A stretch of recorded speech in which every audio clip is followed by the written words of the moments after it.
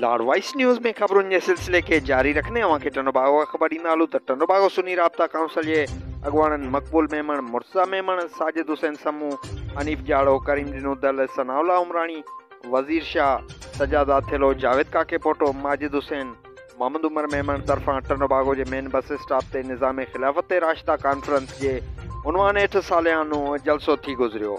सवें कारकुननि जी शिरकत जंहिंमें सिंध ऐं पाकिस्तान जे नामवर उलमा इकरामनि मौलाना रबनवाज़ हनफी, मौलाना अब्दुल जब्बार हैदरी, मौलाना अब्दुल्ला सिंधी, मौलाना औरंगज़ेब फारूकी ख़िताब कयो, जॾहिं त मौलाना औरंगज़ेब फारूकी जे जलसेगाह में पहुचण ते कारकुननि ऐं अॻवाननि पारां संदनि नारनि जी गूंज में शानदार इस्तक़बाल करे गुलनि जी वर्खा कई। उन मौक़े ते हिननि ख़िताब कंदे चयो त फ़लस्तीन जे मज़लूम अवाम मथां थींदड़ ज़ुल्मनि जी शदीद लफ़्ज़नि में मज़म्मत कयूं था।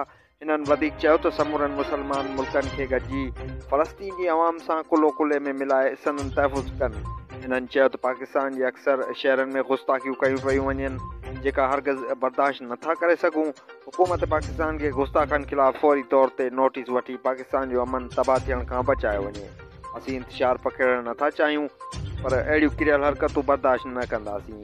उन मौक़े ते जलसे दौरान सिक्योरिटी जा इंतज़ाम पिणु सख़्तु कया विया, जॾहिं त SHO टनोबागो जी निगरानी में जलसेगाह में पुलिस जो गश्त पिणु जारी रहियो। रिपोर्ट शहज़ाद मेमण, लाडवाइस न्यूज़ टनोबागो। वधीक ख़बरुनि अपडेट लाइ विज़िट करियो लाडवाइस न्यूज़।